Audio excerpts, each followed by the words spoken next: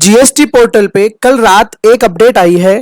क्या बोलती है वो अपडेट कि जीएसटीआर 3B और जीएसटीआर 1 जो आप डीएससी की बजाय ईवीसी से भी भर पा रहे थे कंपनीज के केस में, वो अब 1 नवंबर 2020 से विड्रॉ कर ली गई है। मतलब कि कंपनीज जो है, limited company, private limited company, अब अपनी जीएसटीआर 3B और जीएसटीआर 1 ईवीसी से नहीं भर पाएगी, डीएससी से भरना ही, डिजिटल सिग्नेचर सर्टिफिकेट से भरना ही उनके लिए मैंडेटरी हो जाएगा। पहले कुछ समय तक के लिए ऑप्शन दिया गया था कोविड की सिचुएशन को देखते हुए, बट 1 नवंबर 2020 से वो ऑप्शन अब विड्रॉ हो गया है। अब आप ईवीसी से कंपनी की रिटर्न नहीं भर पाएंगे, आपको डीएससी मैंडेटरी है। साथ में इन्होंने ये भी लिखा है, facility to file nil return through OTP verification shall be continued for all type of registered person in view of notification number 58।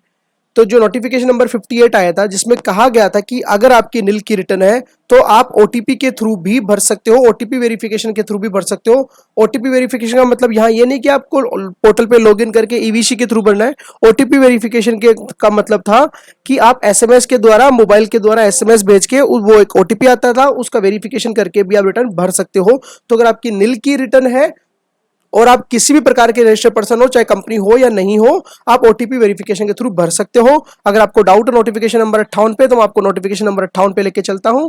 ये था आपका नोटिफिकेशन नंबर 58 जो 1 जुलाई 2020 को आया था।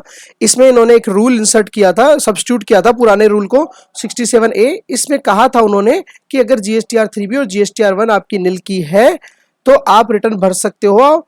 Details of furnishing of return और detail of after supply by short messaging service facility, SMS के द्वारा भी भर सकते हो। साथ में इन्होंने ये भी बताया था नील रिटर्न और नील डिटेल ऑफ आफ्टर सप्लाई का क्या मतलब है।